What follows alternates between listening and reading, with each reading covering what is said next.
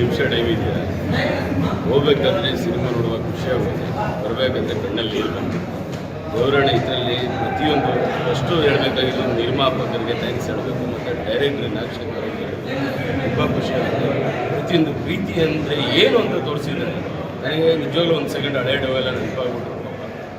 ಆಮೇಲೆ ಬಡವರು ಟ್ಯಾಲೆಂಟೆಡ್ ಎಲ್ಲ ಇದ್ದಾರೆ, ಅದನ್ನು ತೋರಿಸಿದ್ದಾರೆ. ಯಾರು ಏನು ಕಮ್ಮಿ ಏನಿಲ್ಲ, ಇಲ್ಲಿ ಎಲ್ಲರೂ ಇದ್ದಾರೆ, ಅವ್ರವ್ರ ಟ್ಯಾಲೆಂಟ್ ಎಲ್ಲ.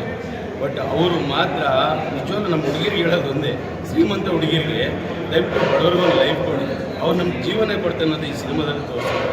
ನಿಜವಾಗ್ಲೂ ಖುಷಿ ಆಯಿತು. ಆಮೇಲೆ ರೈತರ ಬಗ್ಗೆ ಒಂದು ಹೇಳಿದ್ದಾರೆ, ಇದು ರೇಷ್ಮೆದು ಅದೆಲ್ಲ ಎಷ್ಟು ಕಷ್ಟಪಟ್ಟು ಇದು ಮಾಡ್ತಾರೆ. ಸಿಡ್ಲುಗಟ್ಟ ಆಗ್ಬೋದು, ಇದಾಗ್ಬೋದು, ಬೇರೆ ಎಲ್ಲ ಕಡೆನೂ ಲೈಫ್ ಇದ್ದಾರೆ. ತುಂಬ ಖುಷಿ ಆಗುತ್ತೆ. ಲಾಸ್ಟಲ್ಲಿ ನಾನೇನೋ ಅಂದ್ಕೊಂಡು ಬಂದೆ, ನನಗೆ ನೋವು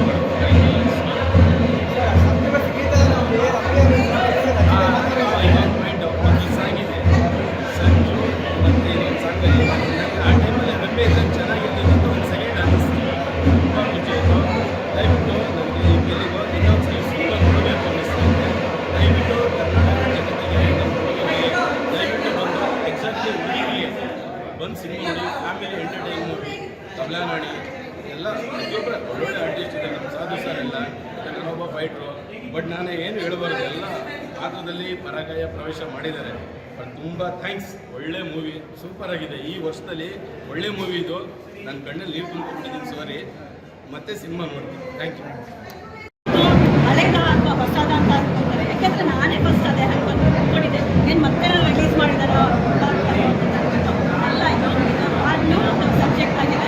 ಪಾರ್ಟ್ ಟೂನಲ್ಲಿ ವೆರೈಟಿ ಸಬ್ಜೆಕ್ಟು ತನ್ನ ಒಂದು ಮೂಲಭೂತ ಸಬ್ಜೆಕ್ಟ್. ಯಾಕೆ ಅಂತಂದರೆ ಎಲ್ಲ ಏನೋ ಕಳ್ಕೊಂಡಿರೋ ರೀತಿಯಲ್ಲಿತ್ತು, ಒಳ್ಳೆ ಕಳೆದಿರೋ ನಮ್ಮ ಕನ್ನಡಿಗರ ಮನಸ್ಸಲ್ಲಿ ಕೂತ್ಕೊಳ್ಳೋ ಅಂತ ಒಂದು ಚಾಪ್ ಮೂಡಿಸಿದ್ದಾರೆ.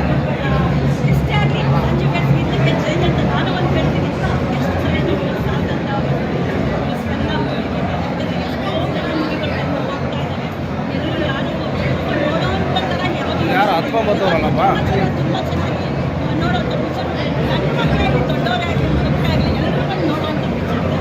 ಒಟ್ಟಲ್ಲಿ ಒಳ್ಳೆ ಒಂದು ಕುಟುಂಬದ ಸ್ಟೋರಿ ಇದೆ. ತುಂಬ ಚೆನ್ನಾಗಿದೆ. ಪ್ರತಿಯೊಬ್ಬರು ಬಂದು ನೋಡಿ ಅಂತ.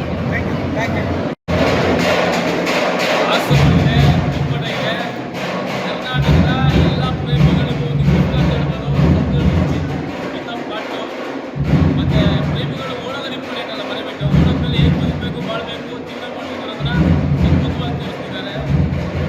ಟೋಟಲಿ ಹೇಳ್ಬೇಕಂದ್ರೆ ಎಲ್ಲ ಪ್ರೇಮಿಗಳಿಗೂ ಒಂದು ಒಳ್ಳೆ ಮೆಸೇಜ್ ಇದೆ, ಬಂದು ನೋಡಿ. ಆಸಕ್ತ ಭಾಷೆ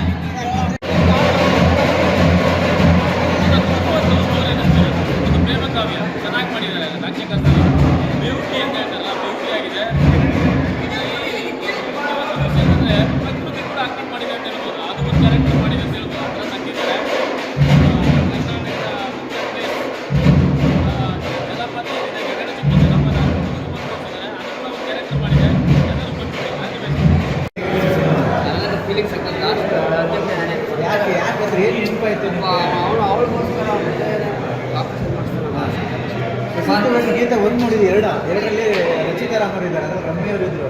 ಸೊ ಏನು ನಿಮ್ಗೆ ಏನಾದ್ರು ಫೀಲ್ ಆಯ್ತಾ? ರಮ್ಯವ್ರು ಇರ್ಬೋದಿತ್ತು ಅಂತ ಇರಬೇಕಾಗಿ ಹಾಂ, ಅವಳೇ ಆ್ಯಕ್ಟಿಂಗ್. ಓಕೆ. ಏನು ಅನಿಸ್ತು ಸಿನಿಮಾ? ಇದರಲ್ಲಿ ಫಸ್ಟ್ ಪಾರ್ಟಲ್ಲಿ ರಮ್ಯವ್ರು ಇದ್ರು, ಇದರಲ್ಲಿ ರಚಿತಾ ರಾಮರು ಇದ್ದಾರೆ. ನೋಡಿದ್ರೆ ಫಸ್ಟ್ ಪಾರ್ಟ್ ನೋಡಿದ್ರೆ ನೀವು?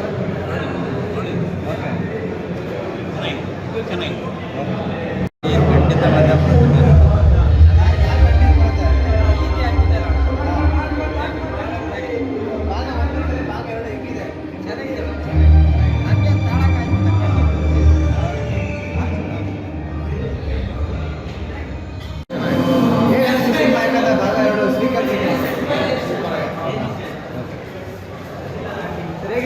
ಖಂಡಿತವಾದ ಎಲ್ಲ ಮೀರಿ ಬಂದಿರೋ ಒಂದು ಸಿನಿಮಾ, ಒಂದು ಮ್ಯೂಸಿಕಲ್ ಲವ್ ಸ್ಟೋರಿ.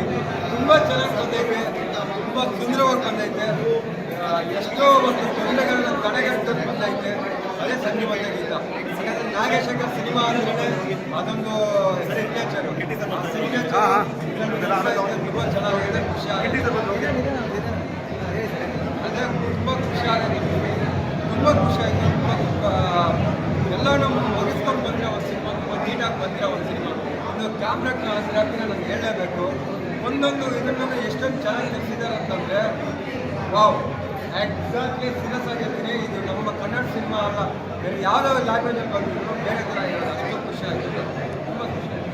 ಸಂಜೆ ವರ್ಷ ಗೀತ ನೋಡಿದ್ದೀರಿ ಭಾಗ ಅಂದರೆ ಸೀಕ್ವೆನ್ಸ್ ಅಂದರೆ ಏನು ಎರಡು ಸಿನಿಮಾ ಏನಂದರೆ ಫೀಲ್ ಯಾವ ರೀತಿ ಬರ್ತು ಸೀಕ್ವೆನ್ಸ್? ನನಗೆ ಆ್ಯಕ್ಚುಲಿ ಹೇಳಬೇಕಂದ್ರೆ ಸಂಜು ಮತ್ತು ಗೀತ ಇದು ಎರಡು ಸೀಕ್ವೆನ್ಸ್ ಥರ ಅನಿಸಿಲ್ಲ. ಯಾಕಂದರೆ ಸಂಜು ಮತ್ತು ಗೀತ ಬೇರೆಯೇ, ಸಂಜು ಮತ್ತು ಗೀತ ಫ್ಲೋನೇ ಬೇರೆ. ಇದು ಒಂಥರ ಬೇರೆ ಒಂದು ಹೊಸ ಸ್ಟೋರಿನ ಅಂದರೆ ಎಮೋಷ್ನಲ್ನ ಫೀಲಿಂಗ್ಸ್ನ ತೋರಿಸಿರೋ ಸಿನಿಮಾ. ಅದು ಬಂದು ಲವ್ ಸ್ಟೋರಿ ಹೆಂಗಿರ್ಬೋದು ಅಂತ ತೋರಿಸಿರೋ ಸಿನಿಮಾ. ಇದು ಬಂದು ಫ್ಯಾಮಿಲಿ ಆದಮೇಲೆ ಮನುಷ್ಯ ಹೆಂಗಿರ್ತಾರೆ ಅನ್ನೋ ಏನೇನೋ ಸಿನಿಮಾ. ಎರಡೂ ಒಂದಾಗಿರೋಕ್ಕೆ ಸಾಧ್ಯ ಇಲ್ಲ. ಆದರೆ ಒಂದೇ ಡೈರೆಕ್ಟರ್ ಆಗಿರೋದ್ರಿಂದ ನಾವು ಕೆಲವೊಂದು ಕಲ್ಪನೆಗಳನ್ನು ಇಟ್ಕೊಂಡು ಬರ್ತೀವಿ. ಅದು ತುಂಬ ನೀಟಾಗಿ ಬಂದಿರೋ ಒಂದು ಸಿನಿಮಾ ಅದು. ಓಕೆ, ಅದು ಎರಡನ್ನೂ ಬೇರೆ ಬೇರೆ ರೀತಿಯಾಗಿ ತೋರಿಸಿರೋ ಸಿನಿಮಾ ಅಂತ ತುಂಬ ಹೆಮ್ಮೆಯಿಂದ ಹೇಳ್ತೀನಿ ಕನ್ನಡ ಸಿನಿಮಾ ಅಂತ. ಅದರಲ್ಲಿ ರಮ್ಯ ಇದ್ರು, ಅದರಲ್ಲಿ ರಚಿತಾ ಇದ್ದಾರೆ. ಇವರು ಇಲ್ಲಿ ಹೆಂಗೆ ವರ್ಕೌಟ್ ಆಗಿದ್ದು? ನಾನು ಹೇಳೋದು ಅದರಲ್ಲಿ ರಮ್ಯ ಇರೋದು ರಚಿತ ಇದೆ ಅನ್ನೋದಕ್ಕಿಂತ ಜಾಸ್ತಿ ಆಗಿ ಅದರಲ್ಲೊಂದು ಲವ್ ಸ್ಟೋರಿ ಇದೆ, ಇದರಲ್ಲೊಂದು ಲವ್ ಸ್ಟೋರಿ ಇದೆ. ಇದು ಮದುವೆ ಆದಮೇಲೆ ಹೆಂಗಿನ ಹೆಂಗೆ ಪ್ರೀತಿಸ್ಬೇಕಂತ ತೋರಿಸುತ್ತೆ. ಅದು ನಾನೊಬ್ಬ ಪ್ರೀತಿಸೋ ಹುಡುಗಿನ ಹೆಂಗೆ ಲವ್ ಮಾಡಬೇಕಂತ ತೋರಿಸಿರುತ್ತೆ.